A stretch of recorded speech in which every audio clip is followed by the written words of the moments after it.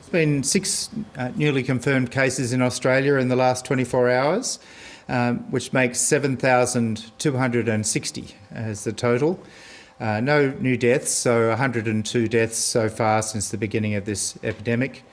The vast majority of people have recovered from the virus and recovered successfully. We now have fewer than 460 cases in the whole of Australia, less than 20 in hospital, and only 3 in intensive care. So we've done remarkably well in relation to the first wave of the pandemic here in Australia. We're continuing to test a lot, over 26,000 tests yesterday, which makes a total over 1.6 million COVID tests. I want to talk about the Black Lives Matter protests of yesterday. That's the main news of the day, and it does potentially affect the issues of the pandemic here in Australia. Firstly, I really want to stress and state my own personal view that Black lives do matter, all lives matter, and I absolutely understand the depth of feeling that people expressed in those protests yesterday and are expressing in other ways over this matter. I certainly also would like to say that myself and the Australian government absolutely understands the democratic right for people to protest about things that matter to them.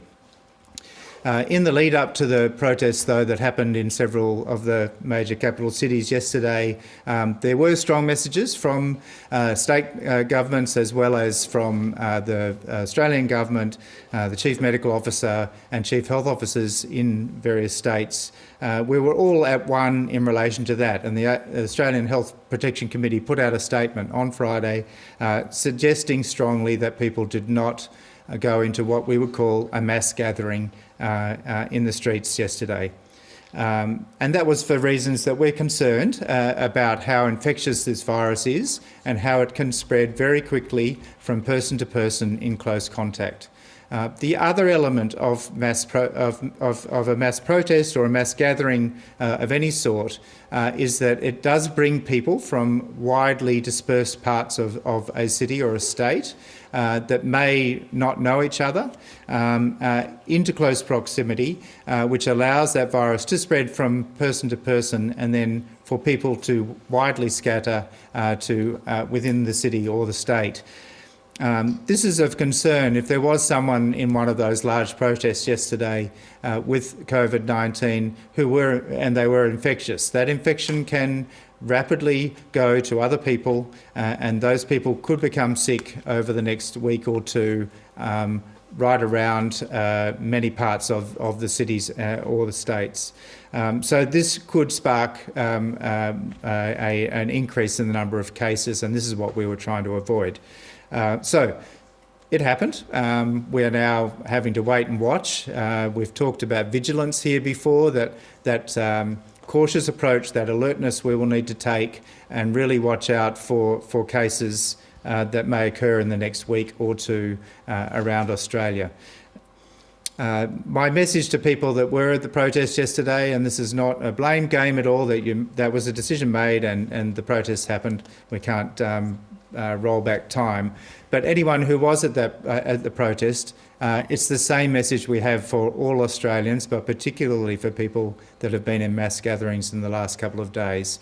If you do get sick with symptoms that we've talked about a lot, cold and flu-like symptoms, it could be COVID, please get a test as soon as possible so that we can know that that is the case and start the process of contact tracing to try and decrease any outbreak that may occur. There's no need for people that were at their protest to get a test unless they are sick, but if you are sick, please get a test quickly and stay at home until that result is available. This will protect your life, the life of your families, and lives further into the community. So I'm going to leave it there, and I'm happy to answer questions. Do you agree with Matthias Coleman calling it self-indulgent, given that the message did go out, please not go, and people just defied that. Do you agree that's a fair categorisation? Well, of course, the ministers can have their own views. My own view is that it's unfortunate that this mass gathering happened, but I understand why it happened. The issue now is that we are on more of an alert than we would have otherwise been, and so we'll just have to keep watching. And that message, please, if you get sick, get a test, and then we'll know. You want it to be on alert, which you will be, but do you have an idea of how likely it is that in a week or 2 weeks we're going to start seeing a spike in cases? Would you say that actually is likely given the scenes we've seen over the weekend? Well, the first thing that needs to happen for this to be a problem, of course, is for someone who was infectious with the virus to be amongst those groups. Now, we know that there have been very few cases in Australia out in the community over the last few weeks, but there have been cases. There have been cases and several small clusters of cases in Melbourne. There has been a new case diagnosed in the ACT this weekend and in Queensland, the first of those for some time, and in New South Wales, not so many recently, but there are cases out there. So what is the chance of a group of 10,000 or 20,000 having someone who was infectious in there? It's certainly more than being evenly spaced away from a small group of 5 or 10 or 20, as is our current recommendations in most states. Professor Kelly, the AHPPC's advice prior to the protest conceded that contact tracing would be pretty impossible with so many strangers gathered together. What value, if any, could the COVID app be? And if it can't help us contact trace if there is a cluster, what's the point of it? The COVIDSafe app would be absolutely critical and crucial in this type of setting. It's exactly what it's designed to do. Is to pick up cases when you don't know the people around you.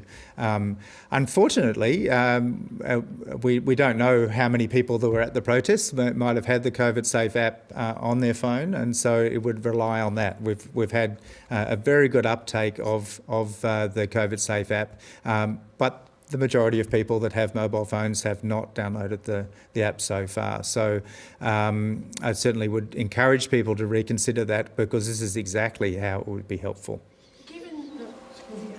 Just continuing that, given that it's possible there might be more protests, more gatherings on this issue going forward, the level of personal responsibility here, we saw some with masks, many without. What kind of personal measures would you expect those protesters to be taking if they're going to breach the health orders? So I was encouraged to see the masks yesterday. We didn't. Well, we hope that the protests wouldn't go ahead, or that they would be very small. Those people with masks on were doing the right thing in terms of when you're in a situation where you can't physically distance, it may have some benefit. But look, I think the message will remain from the AHPPC that we would prefer that people found other ways to protest about this matter, recognising that it is an important matter and people are very strongly concerned about it, and I totally understand that. But further protests of this nature will increase further the risk of the COVID-19 pandemic continuing. Just on the numbers of people that were there, we've seen people in high-risk situations be told to quarantine for 2 weeks, or at least until they've passed that period of time. Would you like to see people who are at protests either quarantining or reducing what they're doing in their everyday lives in a bid to stop the spread? Look, I think at this stage we would just be asking them to watch out for symptoms, and as soon as symptoms occur, to get the test. I wouldn't be going as far as anything else really at this stage. If we were to start seeing cases crop up in the next week, for example, then we may need to change that message. But at the moment, what's happened has happened. Watch out for symptoms. If you have symptoms, please get a test, and in the meantime, stay at home if you're sick. Could you imagine a circumstance circumstance where, downloading the app be some kind of precondition to protests that are protesting matters that you say you understand that are very important, would that put you as a medical professional at greater ease, knowing that, look, to do this, we just ask that you all have this contact tracing app to make sure that following this we can contain it better, should that happen? The reason why we brought the app into being in the first place and have pushed it so hard in our press conferences and at other times is exactly to aid the contact tracing effort and to decrease the risk of widespread community transmission leading to a second wave of the pandemic. So, yes, I would be very much relieved if we had a larger increase in downloads of the app over the next week or two. Given there's been that legal action regarding making protests illegal or that were overturned, what about some kind of situation where we'll let protests go ahead in the future? As we've said, they could go on, but there are preconditions. You have to have the app downloaded, you must wear a mask. Could anything like that be possible? So we've been very clear from the beginning that the downloading of the app and the use of the app is totally voluntary, and that's tied into the legislation that's been passed around the app. So making it mandatory is not an option, and so that can't happen. But certainly. Talking with organisers of protests, as has happened in recent days, and has been very beneficial, I think, and getting them to suggest and to encourage people to download the app would be extra reassurance. But realistically, mass gatherings of any reason, including protests, at this time are very risky, and I really would prefer, on medical grounds, not to go ahead. So the structure of the easing of measures over those 3 steps includes 2 weeks at least to consolidate those gains, see what the epidemiological impact has been. Would the HPPC consider looking into slowing down, relaxing those measures to wait and see what the 2 weeks from these protests impact has been, rather than continue on the planned trajectory before that? So we'll be having a AHPPC meeting tomorrow, and these matters will be discussed at that point.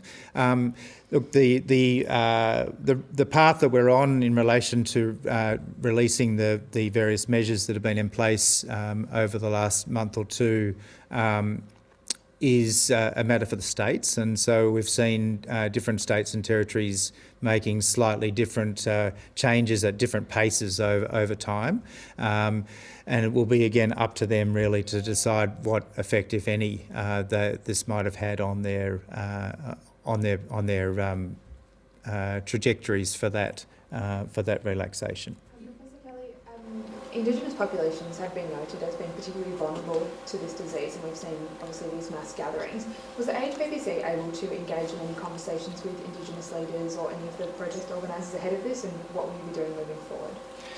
So, of course, one of the extraordinary successes we've had so far in Australia, compared with many other countries, is the protection of our First Nation people, and so we recognised very early on that they were potentially a particularly vulnerable group in relation to this disease, and so many of the measures we've done and taken into account both at the national level and in jurisdictions has been to protect vulnerable groups in general, but including in particular Aboriginal and Torres Strait Islander people.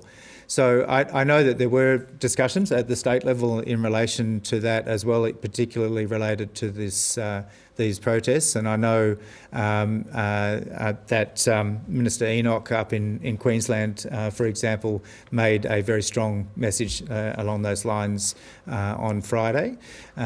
She's Indigenous herself, and she said that she was not going to go to the protests and that she really would prefer that other Aboriginal and Torres Strait Islanders did not go, and particularly elders. And I know that I believe in Sydney that was also part of the discussion. But look, the communities have decided for themselves about what they've done, and the strength of feeling was obviously there in the streets. You said last week that the AHPPC and government in general will start looking ahead beyond stage 3, slowly but surely. Will the events of the past weekend and potentially going forward have any bearing on that looking forwards? I hope not. Certainly, as I say, we'll be on alert. It will really depend on what happens in the next week or two. If there were to be a number of cases that were to develop related to the protests, then that certainly may be a factor. The AHPPC will be meeting tomorrow, in fact, to discuss Stage 3 plus, Stage 3 and beyond, and we've had previous discussions about that in the last week. So we'll take it into account. At the moment, it won't change how we're viewing those processes, but in particular states it may do, depending on what happens in relation to cases that crop up. Professor, given the number of people that turned up to the protests and the rate of infection currently in Australia, in your medical opinion, how likely is it that we may see spikes, a second wave or clusters emerge from any of these protests? It's certainly a possibility. There has been very few cases in the community in most of the states, but as I said earlier, there's been a community-acquired case in Queensland in the last 24 hours. There's been another one in the ACT. So they're still there. And so all it would need would be for one or a few people that are infectious with COVID. And remember, you can be infectious before you feel sick. And so this is a very infectious virus, very difficult to control. And that's why we've been so strong about the restrictions we've had, and why we've been so slowly decreasing those over time. That cautious approach is really what we need right now. And so those mass protests yesterday were not cautious. We've got one on the phone, Paul. Yeah, thanks. Patrick, over to you. Hi, thanks a lot. Thanks a lot, Professor Kelly. This is Patrick Cummins from the Australian. I just want to push you a little on the impact of these mass gatherings on the timetable for easing of restrictions. I mean, you said it won't change how you view those processes in kind of assessing when the restrictions will be moved and eased and moving into stage 3 and beyond.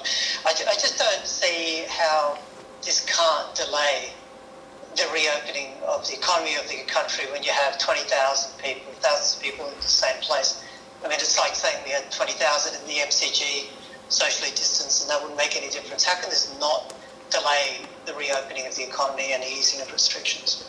Well, as I said, it's definitely a factor that we will take into account. But the most important thing would be if there were cases, community-acquired cases, not otherwise linked to known clusters, occurring in the next week or two, and then as we investigate those cases, we find that they were at the protests. That would be a game changer. But at the moment, all we have is mass gatherings. We don't know if anyone in those mass gatherings were infected or infectious, and so it's a wait-and-see approach. We're certainly on alert. We're putting out that strong message. Anyone who has been at the protests or any other mass gathering should really consider getting it. Well, they should get a test as soon as possible if they were to develop symptoms. So we're in a wait-and-see approach at the moment. Do you have a follow-up, Patrick? Yeah, thank you. I just suppose in terms of wait and see, but that wait and see suggests a delay.